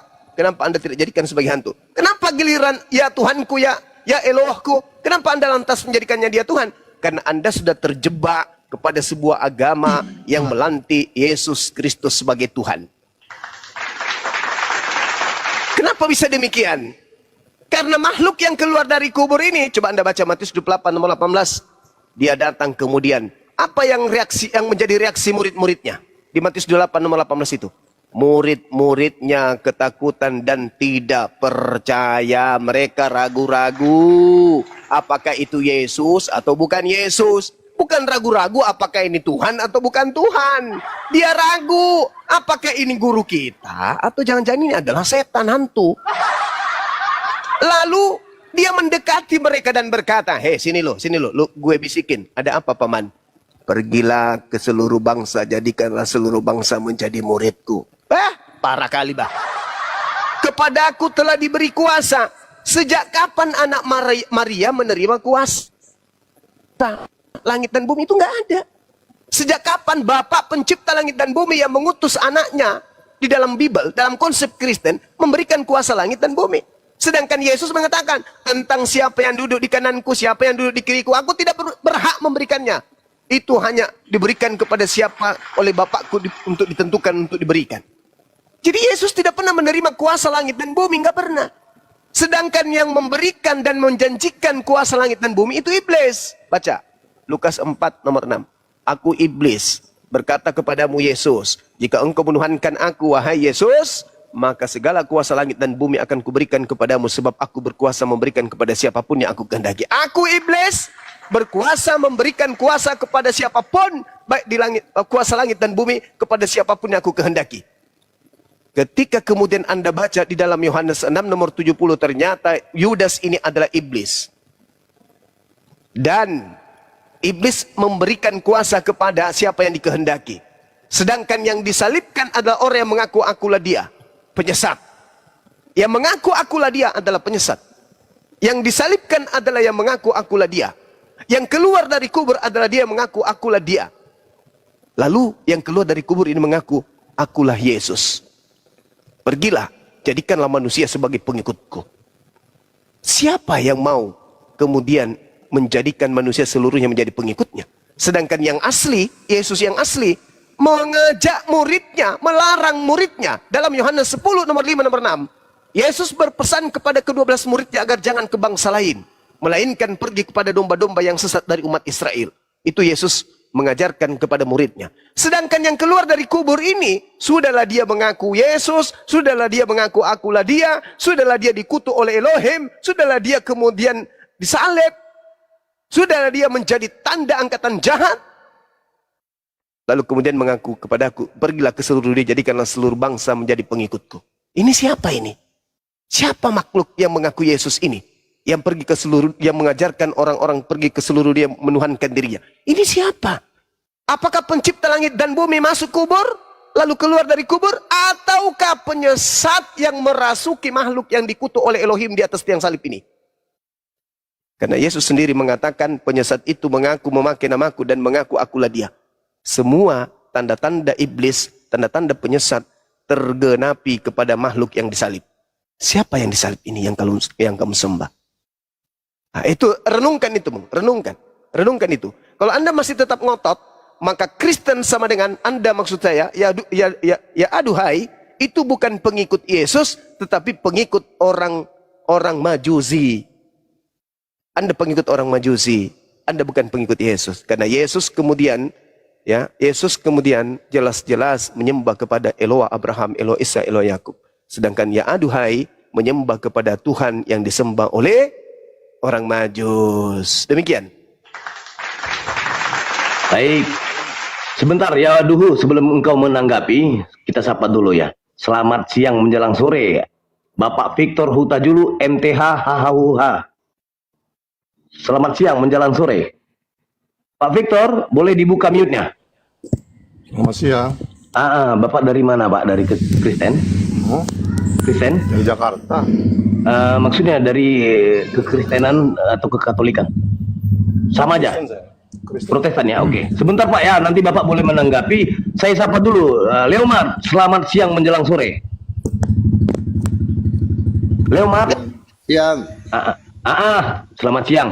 Boleh nanti satu-satu boleh menanggapi. Tapi sebelum Ayah Aduhu, bagaimana Pak Victor menanggapi penjelasan dari Gurunda Bang Zuma? Silakan. Ya, terima kasih. Terima kasih ya. Mudah-mudahan Pak Zuma benar-benar mendengar saya. Saya udah lama saya mengamati Pak Zuma ini. Jadi Pak Zuma ini ibarat anak SD yang cerita ke anak TK. Anak TK tuh ngerti, wah manggut-manggut gitu. Tapi anak SMA dengernya, aduh ampun dah Pak Zuma ini. Benar-benar dia nggak ngerti apa-apa gitu. Jadi maksud saya tentang Pak Zuma itu, dia kutip-kutip ayat, tetapi dia tidak bicara keseluruhan. Dia ngambil satu ayat, dia nggak lihat ayat sebelumnya, dia nggak lihat ayat sesudahnya. Lalu dia buat narasi yang sesuai dengan pandangan dia. Ya, silakan bantah. Maksud saya, bantah dengan ayat yang menurut Bapak memang bisa terbantahkan argumen dari Bang Zuma. Silakan. Wah, semuanya. Semua salah semua. Bagus. Semua ini salah semua, Pak. Salah semua. Tadi ya, kalau salah itu ada dalil dan data yang harus Bapak bawa. Begini loh Bang Zuma, begini. Data dan dalil. Silakan. Makan aja. Okay. Lukas 2:11 dulu. Lukas 2:11 dulu nih, Pak. Silakan. Lukas 2:11 yang bicara tentang apa tuh? Saya nggak bawa Alkitab, coba. Ya.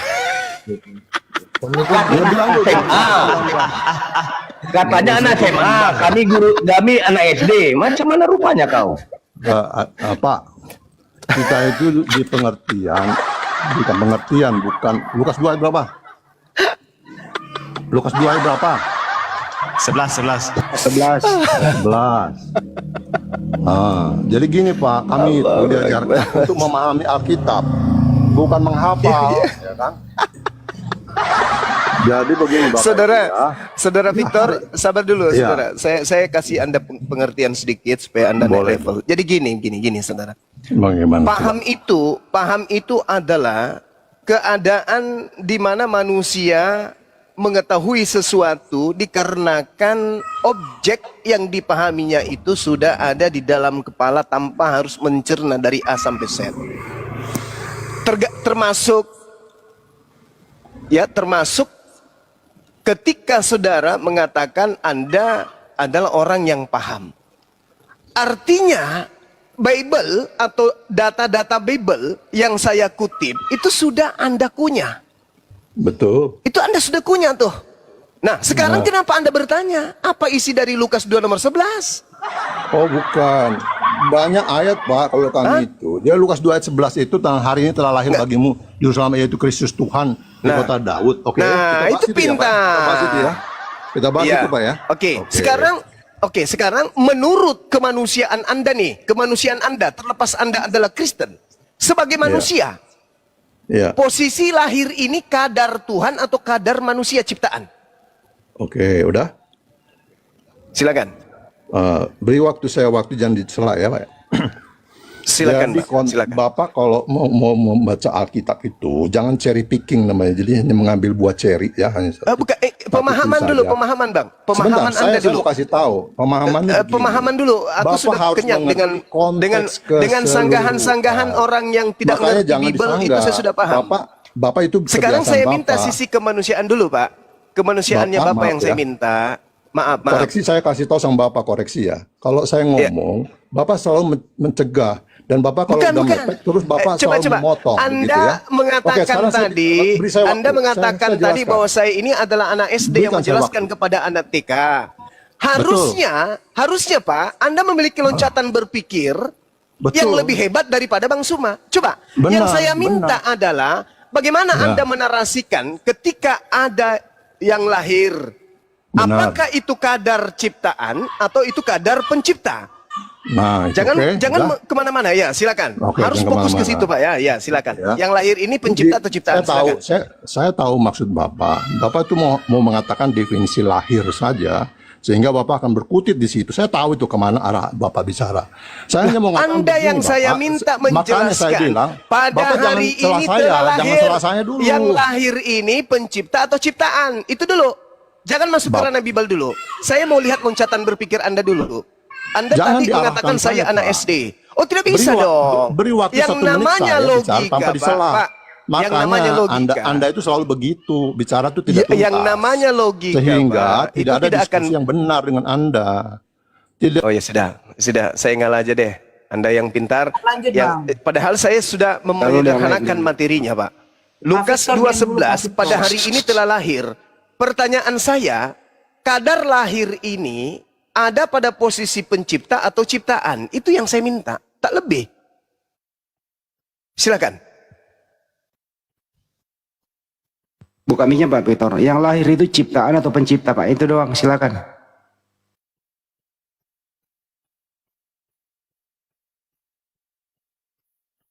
Saya butuh loncatan berpikir ya.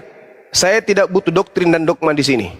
Kalau Anda masih menggunakan dogma dan doktrin, Anda daftar isi formulir jadi muridnya Bang Suma. Kalau masih doktrin dan dogma. Tapi kalau Anda mencoba menelaah penjelasan dari saya dengan rangkaian kisi-kisi Bible, khususnya di dalam Lukas 2:11 yang diajukan tadi, saya ingin melihat loncatan berpikir Anda ini layak nggak disebut sebagai manusia yang punya intelektual tinggi atau hanya sebagai orang yang kenyang dengan doktrin dan dogma. Silakan. Oke. Boleh kita lanjut, Bang Zuma? Dulu ya, Du. Tunggu dulu, nih. orang cerdas dulu ini, Pak Victor dulu, orang pintar dulu. Orang yang ngaku pintar dan orang yang mengaku cerdas dulu. Kita uji dulu dia. Saya sudah undang buka mute-nya Pak Victor, ditekan. Oh, deh. Oke, jadi Bapak itu selalu salah karena pendek berpikirnya, dia tidak mengerti konteks keseluruhan. Kalau Bapak tahu mengerti konteks keseluruhan bahwa Yesus itu adalah firman Tuhan yang menjadi manusia, menjadi misi dia akan ke dunia, maka dia lahir. Nah, ketika misi itu terjadi pada waktu Natal pertama itu dikatakan oleh malaikat, hari ini telah lahir bagimu juru selamat, yaitu Kristus Tuhan di kota Daud. Jadi tentang lahir ini, ya itu Tuhan yang lahir, yaitu Tuhan yang menjadi manusia, Bapak. Begitu. Jadi kami itu selalu melihat Pak Juma itu ketawa itu terus. doktrin, Pak. Itu doktrin atau pemahaman? Bukan doktrin, Bapak. Ya. Itu semua Oke, ada, kalau ada ayatnya, doktrin, Bapak. Sementara kalau Bapak itu doktrin. interpretasi Pak, Bapak aja. Pak. Jadi yang saya pertanyakan di sini adalah tingkat pemahaman saudara secara sains. Coba. Nah, ini yang ketiga kalinya, Pak ya, Pak Victor ya. Apa? Lukas 2 nomor 11. Hari ini telah lahir bagimu. Hari ini telah lahir. Nah, yang lahir ini pencipta atau ciptaan? Oh, yang sampai lahir ini pencipta, Bapak. Oke, baik. Kita tepuk tangan dulu. Oke. Pencipta, Bapak. Ore. Ya, cobalah. Anda di mute dulu ya. Anda mute dulu ya. Supaya saya bernarasi untuk menjelaskan Anda harusnya Saudara Victor ini, apapun kedudukan Anda, segeralah daftar jadi siswa Bang Zuma gratis tanpa ada pembayaran perpuluhan. Anda mengatakan yang lahir, sabar dulu Pak. Baru tahu sabar ya, dulu. yang menciptakan itu pencipta ya. Sabar dulu Pak. Sabar ya. Sekarang habis ini kita rana dalil. Ini pemahaman dulu.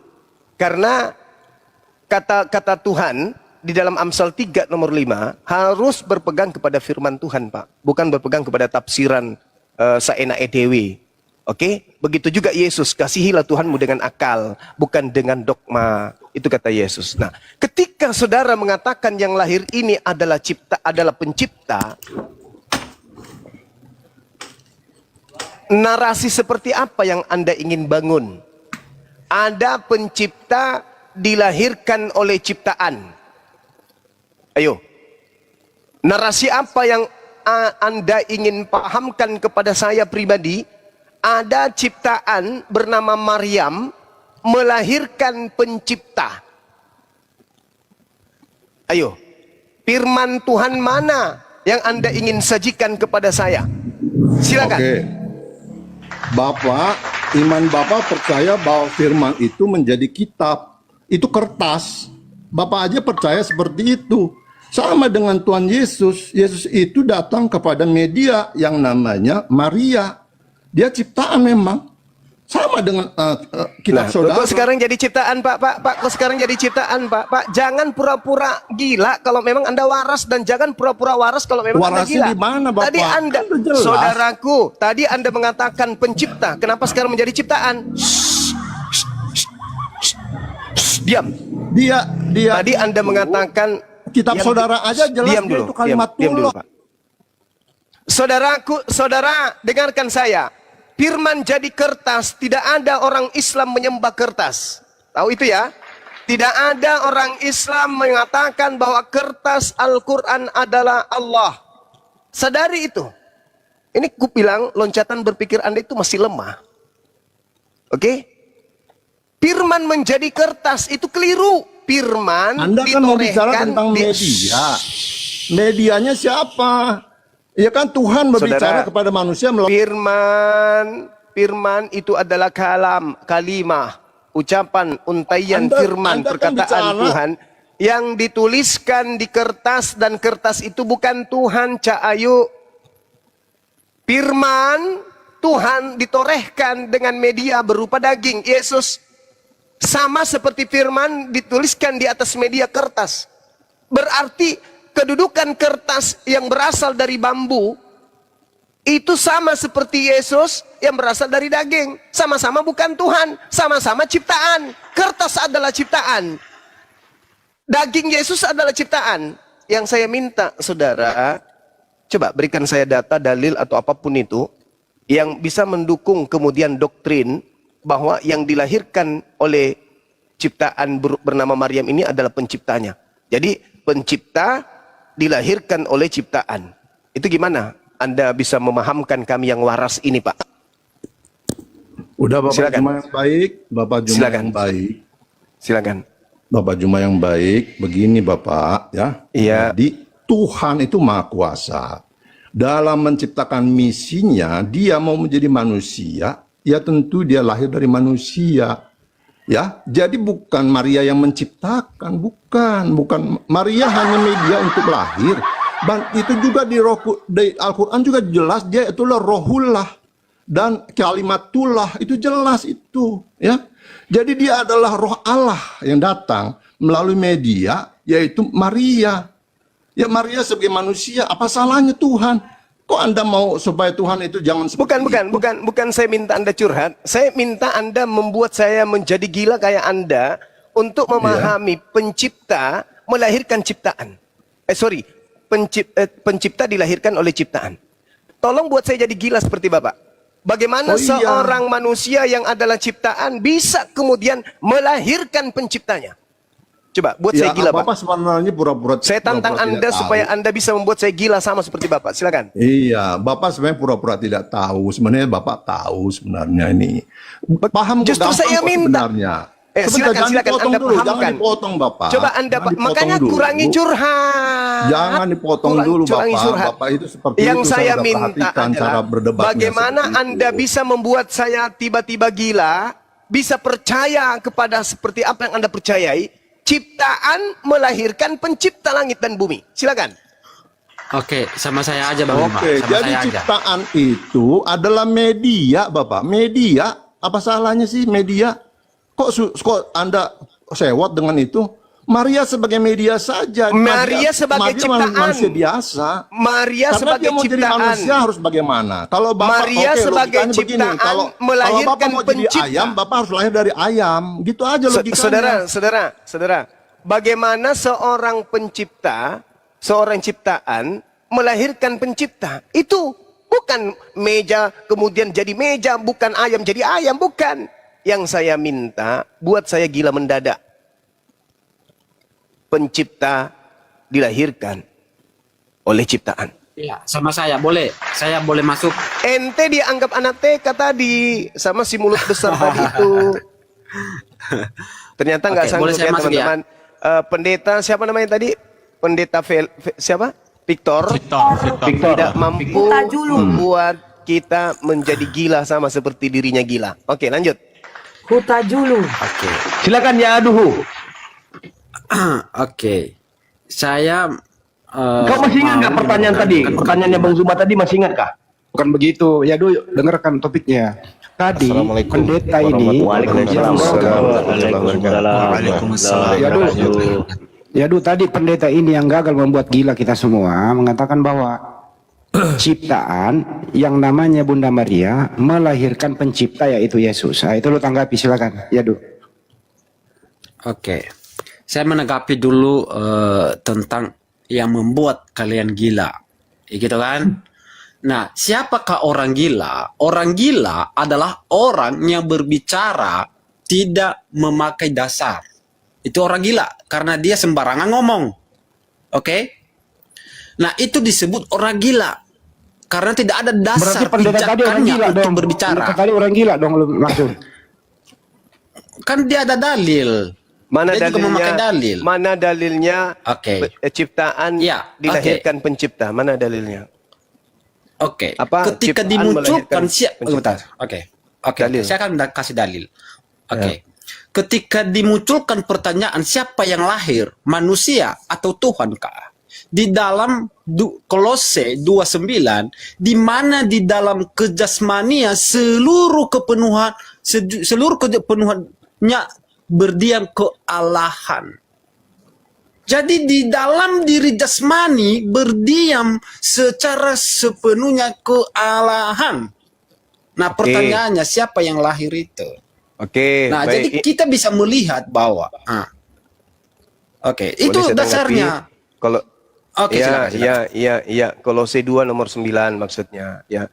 Di dalam tubuh jasmani Yesuslah kepenuhan segala keilahian atau keteosan. Oke. Berarti Yes, kulup yang yes. dipotong pada hari ke-8 itu juga ilahi. Yang disebut ilahi adalah sesuatu hal yang goib. Sedangkan jasmani adalah sesuatu hal yang bisa disentuh, bisa dilihat Kolose indra. 2:9 itu bukan goib. Kacau ini. Kolose 2:9 yang dimaksud di situ biologisnya. Biologisnya Yesus Bisa nggak kita kepenuhan seluruh keilahian. Berarti Oke, kulupnya ilahi termasuk itu ilahi. goib. Oke, ilahi itu jasmani goib bisa diidentifikasi secara Astagfirullahaladzim. jasmani Ya no. Allah ya Karim. Jasmani no. Itu dalilnya apa? Kolose 2:9 itu apa dalilnya? Coba Anda baca ulang. Di dalam Kolose di situ ada dua kalimat jasmani dan ilahi, di mana di dalam jasmani berdiam seluruh kealahan, Bukan berdiam. keilahian. Pertanyaan saya. Salah. Jangan kamu pretelin dalil kitabmu sendiri ya. Sudahlah, bukan firman iya, Tuhan, silakan, bukan silakan. sabda Yesus, kau pretelin lagi. Kolose 2 itu, ya, itu tidak berbicara mengenai ada ilahi berdiam di dalam daging. Tidak. Tapi dagingnya Yesus itu adalah seluruhnya kepenuhan keilahian. Loh. Oke, kita lihat ya. Dengar. Kita lihat. Ilahi, Oke. ilahi berdiam secara rohani atau berdiam secara jasmani? Kita baca ulang. Oke. Sebab dalam dia lah berdiam secara jasmani. Secara rohani atau secara jasmani? Kepenuhan Allah. Iya kan? Bang Kaisar, ya. Pahami kalimatnya. Iya. Kalimat pertama di dalam berdiam secara dalam jasmani dialah. atau berdiam secara rohani? Jasmani ada dua di sini, jasmani dan ilahi. Ada dua kalimat.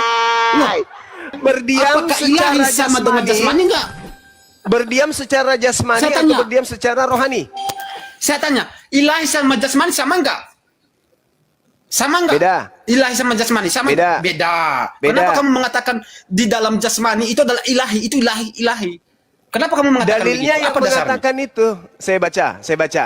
Sebab dalam Oke, silakan. Yesuslah, sebab di dalam Kristuslah berdiam secara apa?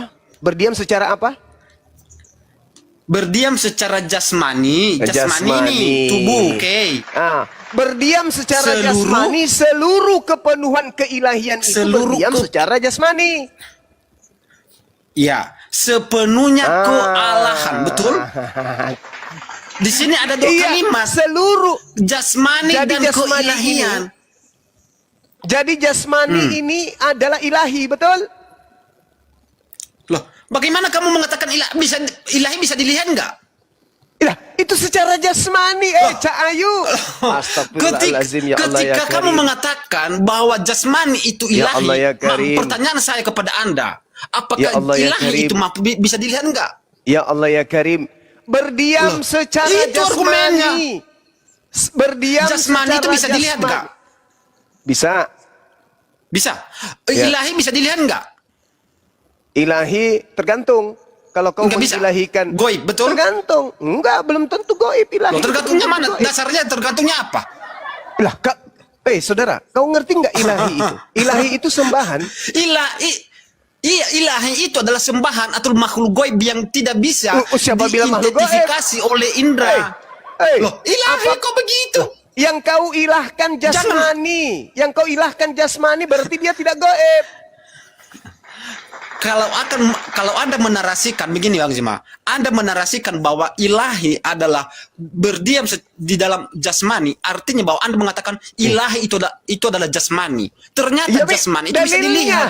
Saudara, makanya Loh, ini orang Kristen. jadi, Aduh, gimana ceritanya? Itu ada dua kalimat, dua makna yang ditekankan di situ. Aduh. Jadi Saudara, menganalisa bahasa, menganalisa kalimat seperti itu. Aduh, parah. Saudara gini, masuk aja ke dalam bahasa Yunani, nggak usah pakai bahasa bahasa Arab. Tolong jangan di-mute. Kita saling menghargai aja ya. Iya, dengar dulu. Saya jelaskan dulu ya. Saya jelaskan dulu ya. Dalam konsep Islam, ilah itu artinya sembahan. Orang yang mengilahkan pohon berarti sembahannya pohon. Orang yang mengilahkan kulkas berarti sembahannya kulkas. Kalian ini diajarkan bahwa secara jasmani keilahian itu berdiam pada diri Yesus. Artinya jasadnya Yesus itu adalah ilahi kalian, sembahan kalian, Tuhan kalian. Sedangkan dalam bahasa Yunani, theotes itu artinya adalah dewa. Atau apa itu lihat? Theotes itu artinya dewa, artinya sembahan, artinya yang dituhankan. Nah, atau yang didewakan. Artinya kalau Anda berbicara Kolose 2 nomor 9, sebab dalam Yesuslah berdiam secara tubuh jasmani seluruh kepenuhan keilahian. Artinya jasadnya Yesus sepenuhnya itu adalah Tuhan. Mulai dari rambutnya sampai ujung kaki, itu semuanya adalah Tuhanmu. Jadi yang lahir ini Tuhan. Tuhanmu yang lahir ini secara jasmani. Jadi yang nete ini adalah Tuhan secara jasmani. Jadi jangan kau katakan Yesus itu ada dua natur. Yesus itu dalam konsep agamamu adalah Tuhanmu. Baik pada saat dia manusia maupun pada saat dia sudah menjadi roh. Dua-duanya adalah Tuhanmu. Jasadnya juga Tuhanmu. Termasuk dua-duanya adalah Tuhan. Berdasarkan Kolose 2 nomor 9 yang kau bawa itu. Saudara-saudara. Oke, sudah. Kalau kita merujuk kepada pengertian ilahi, apa itu ilahi? Kita melihat pengertian di dalam KBB. Ilahi adalah yang berkaitan tentang ketuhanan. Oke. Nah, ketika saya menyatakan bahwa ilahi itu adalah ketuhanan, kita melihat apa Tuhan itu bisa dilihat enggak? Tidak. Apa jasmani bisa dilihat? Yesus bisa dilihat, maka dia adalah ilahi yang salah. Ketika saudara ilah yang salah bahwa adalah Yesus, karena dia bisa dilihat. Dia bisa dilihat. Sabar. Saya giliran saya sekarang dong. Nah, ketika saudara mengatakan bahwa keilahian itu adalah jasmani, berarti Yesus itu ilah yang salah, karena Anda mengilahkan ilah yang keliru, bukan ilah yang benar. Karena ilah Anda bisa dilihat, malah bisa dibunuh. Sabar. Nah, kita bergiliran lah. Kita saling menghargai aja, saling membantah argumen di sini. Itu aja. Nah, ya, jadi tapi kalau kan tidak Anda bisa juga kita membodohi orang. Narasi itu pakai ilmu lah. Enggak. Ketika kita memberikan argumen, kita mempertahankan sesuai apa yang didalilkan. Ketika orang dalilnya lemah, artinya argumennya gugur. Itu. Mati meja. Nah, jadi kita itu ya bisa mempertanggungjawabkan apa yang kita argumenkan. Jangan asal cuap-cuap saja. Nah, oke. Kembali lagi kepada narasi yang pertama. Tadi Bang Zuma mengatakan, ketika ilahi adalah jasmani dan jasmani itu adalah ilahi. Pertanyaan saya ketika dinarasikan hal itu, apakah jasmani itu dilihat apa tidak? Sedangkan ilahi itu adalah goib yang tidak bisa diidentifikasi oleh indera manusia. Ya, itu ilahnya itu kan umat Islam. Sesuatu paradoks yang membantah akal dan logika. Ilahnya umat Islam itu goib. Sedangkan ilahmu itu tidak goib. Anaknya orang, weh. Mana sih? Enggak. Argumen Bang Zuma itu paradoks. Oke? Nggak ngerti konsep ilah kok. Iya. Saya menyampaikan argumenmu itu adalah paradoks. Membantah akal. Membantah pikiran. Saya jelaskan di mana saya menyatakan paradoks. Saya jelaskan. Iya, argumenmu itu paradoks karena disebabkan di mana Anda menyamakan ilahi sama jasmani. Bagaimana mungkin jasmani sama dengan ilahi? Itu kan paradoks. Dalilmu Kolose 2 nomor 9 Cak Ayu yang mengatakan jasadnya Yesus itu adalah ilahimu. Astagfirullahalazim, ya Allah ya Karim. Masolang generasi. Di dalam Kolose gini ya, di dalam Kolose kita menganalisa kalimat ya. Kita menganalisa kalimat Kolose 2 ayat 9. Jadi kita itu belajar menganalisa sebuah kalimat, satu kata.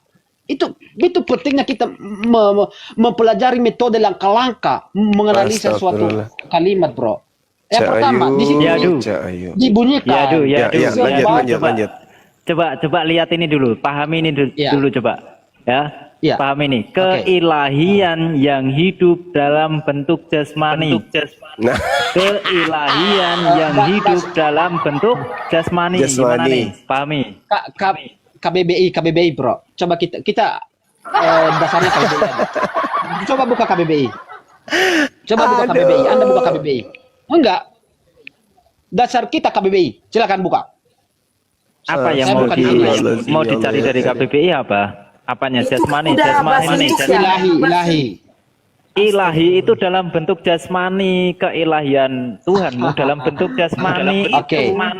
Oke, saya akan memberikan data saya juga. Kalau lari ke KBBI, perbesar saya. Kalau lari ke KBBI berarti dia nggak percaya Bibelnya. Silakan diperbesar. Saya tolong. Ya, dibesarkan ya. Dia ngambil kata ilahi, ilah. Dia ngambil kata ilahi. Oke. Ini AI kucluk, itu AI bukan sekuler, KBBI. Ilahi dalam bahasa Indonesia secara umum KBBI cari. berarti berhubungan dengan Tuhan, ketuhanan atau sifat ketuhanan. Itu. Nah iya, jadi secara jasmani berarti sudah itu melanggar. sumber. Berarti Bible melanggar etika Loh, yang bahasa. melanggar itu sumbernya tadi. Berarti Bibelmu melanggar etika bahasa. Loh, ternyata siapa yang melanggar etika bahasa? Tadi yang kau baca itu ilahi itu goib atau bukan? Atau tidak? Tuhan itu goib apa bukan? Ya Tuhan goib. Tuhan yang betul goib. Ya iya di dalam penjelasan KBBI itu Tuhan. Nah Yesusmu ini secara jasmani, jangkrik. Yes, aku setuju. Yes. Aduh, izin dulu Banyuma. Aduh, parah ini. Jangkrik. Aduh, setengah detik. Yesus itu. Apa yang salah dari narasi saya? Yadu, dengerin. Yesus itu goib atau tidak? Itu Yesus. Keilahiannya yang goib. Badannya? No. Badannya goib atau tidak? Dalilnya mengatakan. Badannya no. Oke. Biarin gua kejar. Ada yang salah kah? Ada yang salah? Apakah badannya Yesus itu Tuhan? Itu daging manusia. Saya tanya, apakah dagingnya Yesus adalah Tuhan? Bukan. Iya, dalilnya mengatakan Tuhan. Kalau C2 mengatakan Tuhan. Loh. Apa sih? Ada yang salah? Jelaskan narasi saya yang salah. Silakan, mana? Dalilnya yang mengatakan tubuhnya Yesus itu Tuhan. Di mana bahkan dalilnya? kentutnya Yesus itu Tuhan berdasarkan Kolose 2:9. Lanjut Bang Adi. Lukas 2 nomor 11. Inilah yang disebut orang gila. Kenapa? Karena dia bernarasi tanpa dalil. Dengerin dulu. Tadi Ya, silakan. pendetamu ngomong di sini, Bunda Maria itu melahirkan Tuhan. Pertanyaannya, Bunda Maria itu melahirkan roh atau melahirkan tubuh? Jasmani. Secara jasmani dan keilahian. Oke, apakah semua yang dilahirkan Maria itu adalah Tuhan? Tidak, karena ada jasmani. Berarti Maria melahirkan dua macam. Di dalam keilahian dan kesasmanian, betul. Oh iya, ini dia nih. Ya, Di sini terus apa? doktrinnya orang gila nih. Bunda Maria melahirkan dua oknum. Gimana sih? Dalilnya ada kok. Orang gila itu adalah orang yang tidak berdasarkan dalil.